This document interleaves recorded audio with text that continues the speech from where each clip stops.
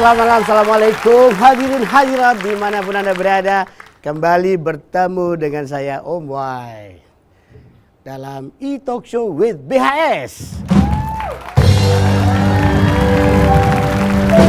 Sebuah perbincangan talk show, perbincangan yang sangat seru dengan menghadirkan narasumber bintang tamu yang spesial luar biasa. Nah, untuk bintang tamu kita pada malam hari ini adalah seorang yang sudah malang melintang di dunia bisnis, menjadi pengusaha top, tapi usianya masih relatif muda, lebih muda dikit dibanding Om Wai. Ya, sekarang boleh dibilang, banyak yang bilang sebagai CEO spesialis BUMN yang sakit, kata gitu. CEO of this month. Ini dia, Direktur Utama PT Krakatau Steel, Bapak Silmi Karim. Apa kabar Mas Silmi? Baik sekali. Waduh, julukannya itu loh, spesialis BUMN, CEO BUMN sakit itu loh. Berarti ya yang berikutnya itu malah khawatir dibilang sakit itu. Lah ya itu kasihan. Atau kalau ada yang sakit diserahkan ke Anda lagi nanti gitu kira-kira. Nah, Krakatau Steel identik dengan namanya juga steel ya, baja ya. Baja. Silmi ya. Nah, ini ngomong-ngomong kalau di studio ini kira-kira yang ada strukturnya pasti produksi Krakatau Steel yang mana kira-kira? Ya, struktur bisa, terus baja ringan, terus kemudian atap, yaitu produk-produk turunan kita. Oh. Ya. Ini kalau alat musik ada nggak ini yang dari baja? Nggak ada ya? Baja ringan. Ya, mari Pak. Ya. Kita ngomong ke itu. Silakan. Kalau ini apa ini? Ini stainless, Mas. Stainless ya? Stainless steel. Ini ada campurannya itu nikel dan chrome. Oke. Oh, campur nikel dan chrome. Ya, makanya dia stainless. Oke. Kalau yang kita produksi itu adalah carbon steel. Oke. Ya, carbon steel itu memang tidak stainless steel, tapi itu juga digunakan untuk misalnya otomotif, kemudian juga elektronik, itu kulkas apa itu kan ada casingnya. Oh, iya. Om Silmi ini mau terus terang bahwa KS belum untung. Belum ya, untung. bukan tidak untung. Kalau dibilang sekarat tuh keterlaluan lah, nggak terlalu sekarat ya. Artinya lagi susah ya. Lagi susah banget. Susah banget, banget lagi susahnya. Ini apa sih susahnya Krakatau Steel? Apa yang paling penting? Sebutkan 3 hal aja, Mas. 3 hal. Yang pertama hutangnya besar sekali, 40 triliun. Nah kemudian yang kedua adalah kaitan juga efisiensi, ya, daya saing. Karena biar gimana pun juga persaingan internasional itu kan kita tidak bisa hindari 100%. Yeah. Bahwa dibutuhkan pertolongan dalam hal proteksi kepentingan nasional, ya. Tapi kan nggak mungkin terus kemudian kita menyusu terus. Iya betul. Ya, dari sisi kitanya sendiri juga memang harus efisien dan berdaya saing. Yang ketiga, ya memang di sini pengaruh daripada internasional, ya, untuk baik itu masuk ke Indonesia sebagai tujuan market, bisa juga investasi. Nah, ini juga membuat kita semakin sulit menghadapi impor, ya, dan juga sulit menghadapi calon lawan-lawan kita nanti di pasar Indonesia. Tapi memang menurut Anda proteksi untuk industri dasar seperti steel atau baja di Indonesia ini masih diperlukan ya? Sangat, Mas. Sangat diperlukan ya? Amerika pun melakukan itu. Oke. Karena memang di banyak negara itu, khususnya negara maju, kita perhatikan dulu bahwa tidak ada negara yang ekonominya maju tanpa industri baja yang bagus. Ya, Jerman, Amerika, yang sekarang China. China itu luar biasa pembangunannya. Iya. Didukung oleh industri baja yang kuat. Terus Terus pertanyaannya, memang China punya iron ore, tambang besi? Enggak. dari Australia, Brazil, dan Afrika. Oke. Nah, artinya mereka bisa berdaya saing itu bukan karena hanya tambangnya, tapi bagaimana mereka membuat satu size ekonomi yang besar, skala ekonomi yang besar, baik itu demand maupun kapasitas, sehingga mereka bisa efisien. Iya. Dan tentunya ya proteksinya. Iya, jadi kuncinya di efisiensi dan selain proteksi itu ya. Nah, selain soal ini tadi bahas policy, proteksi segala rupa, efisiensi penting, tapi ada yang heboh nih. Apa itu? Sempat muncul di berita-berita yang ditanggapi netizen. Ada video tayangannya nih. Coba diputar. 20 bulan sampai sekarang.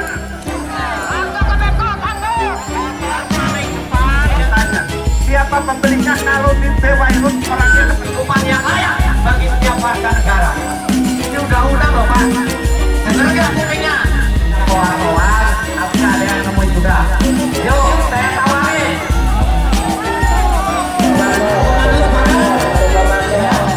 Bahan-bahan udah biasa.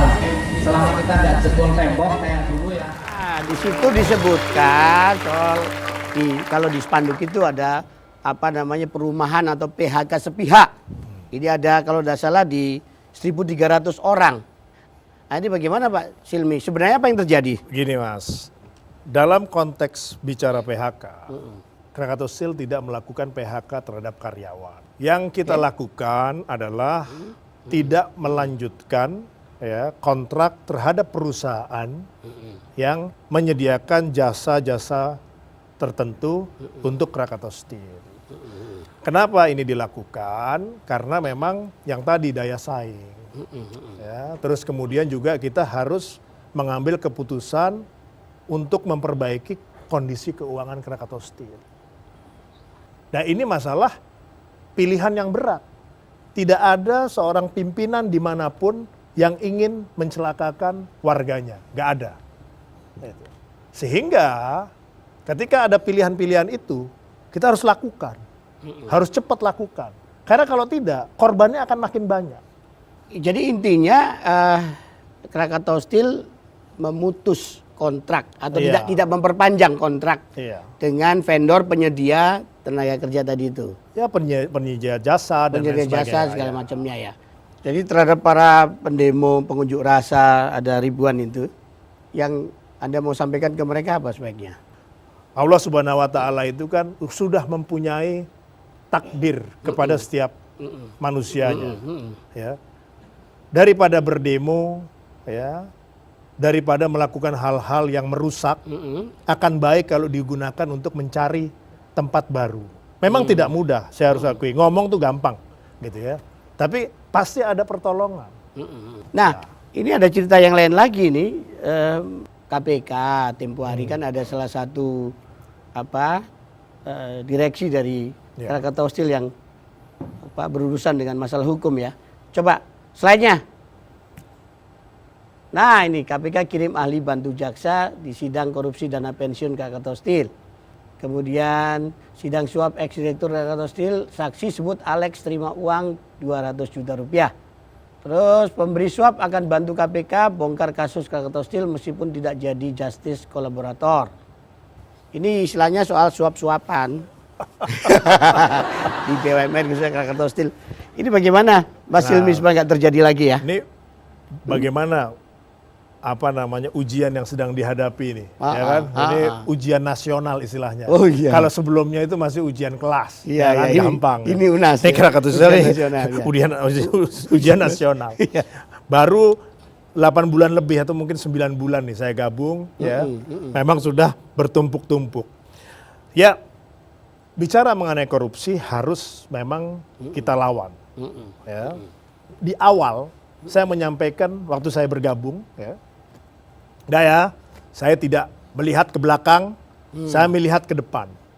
Ya, jangan lakukan lagi, kita rubah. Ya. Nah, ini penting message ini untuk apa? Untuk membuat perubahan culture. Ya. Tapi memang kita kan tidak bisa mengawasi setiap individu 24 jam. Iya. Yang penting pimpinannya itu bisa memberikan suri toladan. Nah, mereka itu kan kerja di Krakatau Steel. Ah, ah. Apapun masalahnya, ya sampaikan ke atasannya. Iya. Sampaikan ke atasannya. Masih bersama Om Wai dalam e-talk show, ditemani oleh tamu istimewa kita, Om Silmi Karim. Anda kan bilang pada direksi, kalau lu gak punya duit, bilang kepada Dirut, bilang kepada I. Ya. Maksudnya gimana itu maksudnya? Nah, kita kan sebenarnya jadi pimpinan itu memanage hope, memanage harapan. Iya, iya. Nah, ketika ada yang berani seperti itu, kan saya langsung timpali. Apa yang membuat saya bisa membantu untuk itu? Misalnya dia di bagian X, ya udah tunjukkan performance-nya, ya otomatis akan jadi perhatian saya. Iya, Ya memang ada seninya juga, Mas. Iya. Gitu. Ya, dan ini juga bukan istilahnya datang dari langit di kepala saya gitu, tapi ini juga saya merupakan belajar panjang dari berbagai macam pimpinan saya di masa lalu. Bahwa seorang pemimpin itu juga harus memproteksi anak buahnya dalam konteks yang benar ya, optimal. Nah ini menariknya, kalau pimpinan sudah, walaupun usia relatif muda tapi pengalaman sudah berderet-deret ya begini nih. Kalau Om Wai lihat riwayatnya Om Silmi ini, waduh luar biasa. Jadi ini 2011 sampai 2014, beliau ini pernah menduduki jabatan sebagai komisaris PT PAL Persero ya. Iya. Ya beliau juga pernah jadi komisaris independen PT Bentul Internasional Investama Tbk. Dan pernah di perusahaan retail Alfa Retail Indo ya kan. Kemudian di BUMN setelah di PAL beliau jadi dirut PT Pindad sejak 2014 sampai dengan 2016. Betul ya. Kemudian juga lompat lagi jadi dirut PT Barata Indonesia, BUMN juga Persero pada 2016 sampai dengan September 2018. Nah ini luar biasa nih jabatannya kok. Aduh pantesan Puri ini kayaknya Menteri BUMN ini ya kan kesengsem sama sampean, kesengsem kinerjanya maksudnya. Ini waktu ketemu Puri ini pertama kali juga mindah-mindah ini akhirnya ke Krakatau Steel, apa yang dipesankan beliau? Mau beresin industri katanya. Pak Silmi saya tugaskan beresin industri ya, gitu di BUMN. Ya saya nggak punya pilihan lain selain ngomong siap Bu, kita kan loyal. Siap Bu gitu ya. Ya siap Bu. Habis itu mikir. Banyak gambar-gambar. Banyak ini info dari Intel e-talk show. Nah ini Pak Silmi kayaknya lagi apa? Jalan-jalan, liburan bersama anak-anak dan ini anak-anak dan ini anak laki-laki dan anak perempuan ya. Iya. Iya kan? Ini gimana nih Bos? Itu kalau nggak salah di Sausalito di San Francisco. San Francisco itu ya kan? Ini punya kapal spesial pribadi atau bukan? Enggak ada ya. Nah, maksudnya berdiri di atas alat-alat dari ini yang mungkin ada produksi dari Krakatau Steel barangkali. Belum di Krakatau Steel itu. Belum di Krakatau Steel. Belum di Krakatau Steel. Oh, belum di Krakatau Steel. Ini Pak Silmi pernah main ketoprak ini kayaknya ya. Ini kan Tahun 2007 kalau nggak salah. 2007. Jadi apa ini? Wah, saya aja lupa itu, Pak. Perannya lupa. Kan kita harus ini ikut memperhatikan budaya lokal kan. Ketoprak itu kan budaya lokal. Iya, Jangan iya, kita itu hanya silo dengan budaya asing. Oh, betul. Ya, ini orang hebat. Ada tips apa ini Mas Silmi kok bisa dipercaya begitu rupa karirnya menanjak terus? Jadi gimana? Kita itu kan satu saya diajarin ya bahwa kita harus loyal kepada yang tanda tangan skep kita. Surat keputusan itu Iya. ya. Oke. Terus kemudian ya tentunya loyalitas itu ditunjukkan dengan performa. Ya, kita itu besar kecil itu jangan diukur dari apa namanya jabatannya. Ya, tetapi seberapa banyak kita bisa memberikan apa yang kita lakukan kepada atasan kita. Ini kan menjadi pimpinan itu kan harus jadi anak buah yang baik dulu. Jangan pinginnya tuh menjadi pemimpin aja nyuruh-nyuruh. Iya. Saya belajar itu dan apa namanya alhamdulillah sejauh ini sih mudah-mudahan atasan-atasan saya pada masanya itu happy dengan apa yang saya berikan. Nah, itu yang sebabnya beliau ini disayangi Allah SWT, sampai kemudian termasuk juga diberikan rezeki yang melimpah. Amin. Nah, rezeki itu kelihatan dari LHKPN. Ini LHKPN beliau tahun 2017. Tanah dan bangunan 111 miliar. Kendaraan dan mesin 1 miliar 125 juta. Harta bergerak, surat berharga, kas itu 85. Ini hoax nih kayaknya ini. Iya, nggak tahu ini lah. Total jenderal, kok disebut total jenderal, kok bukan total kapten ya, total jenderal 198 miliar lebih, ya kan? Nah, inilah contoh, maksudnya Om nunjuk ini adalah contoh bagaimana harta kekayaan dari pejabat negara itu, seperti Pak Silmi yang tercatat di LHKPN, yang transparan dan intinya beliau siap untuk taat pajak gitu kan. Iya kan? Cuma sebenarnya saya mules nih kalau mikirin yang gini-gini, Mas. Kenapa? Kenapa? Ya. Why? Nah, Lebih bagus kan sebenarnya kita tawadu gitu kan. Iya. Gitu, Iya. bukan konsumsi publik ya kan. Om Wai juga triliun juga tenang aja ngomong Iya. pamer-pamer ya kan. Nah baiklah, ini ngomong-ngomong soal itu supaya nggak terlalu tegang, kita main-main dikit yuk. Ada challenge dikit sama ponakan Om Wai ini. Putri, mainkan. Hai Om Wai, selamat malam. Malam. Salim dulu Iya dong. apa kabar Om? Baik. Halo Bapak Silmi. Sama Pak D. Putri, Pak D. keponakannya Om Wai. Iya. Apa Jangan- kabar Pak? Baik. Baik ya Pak ya. Panggil apa? Pak, apa Pak? Dia apa Om? Enaknya apa ya? Ya. Om Silmi. Om apa? Om Ya, ya. Om juga. Om Silmi, tadi kan aku nyimak nih di belakang obrolan Om Wai sama Om Silmi. Ternyata Apa itu? harta kekayaannya banyak ya Om. Loh, kalau cewek itu matre pasti kan? Cewek Kenapa matre. banyak gitu loh, sampai ratusan M gitu. Nah Putri jadi penasaran nih, sampai bawa kalkulator nih Putri nih. Putri pengen tahu OOTD Om Silmi outfit of the day dari atas sampai bawah. Boleh nggak nih Putri challenge untuk nyebutin harga-harga barang mulai dari ujung kaki Wah, sampai ini. sampai kepala. Boleh Om? Boleh. Boleh ya. Oke. Kita mulai dari bajunya ya. Pertama, baju batik OOTD Om Silmi. Baju batiknya berapa Om? Ini ya Masih inget gak Om harganya berapa? aduh. Atau mungkin istrinya yang beli? Ini bikin mules ini. Baru di batik kan. Oke.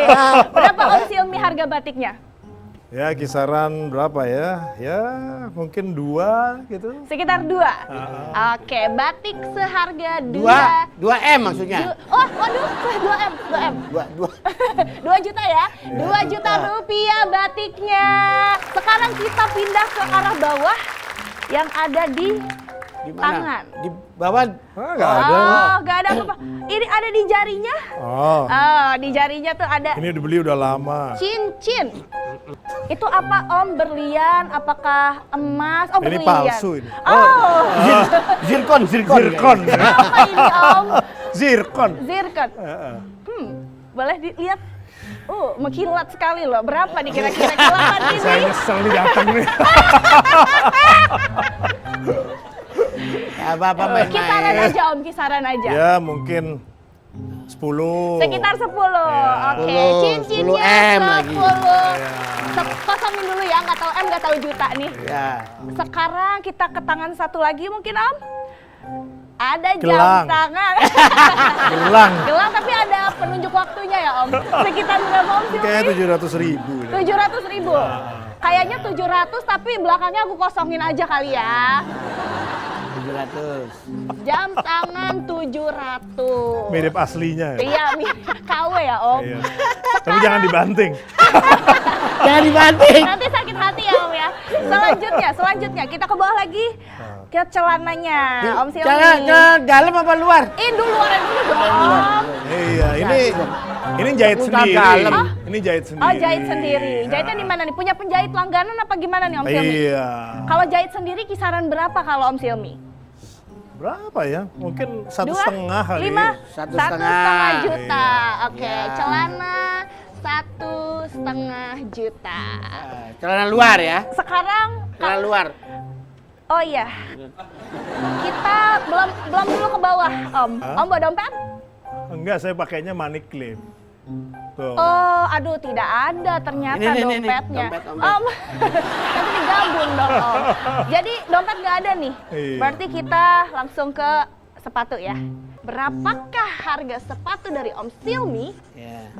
Gimana Om? Ini mungkin 5 lah. 5. Ini ya. sepatunya baru Om. Ya ganti ya baru ganti. Baru ganti karena masih bagus, masih mengkilat ya Om ya. 5 Om. 5.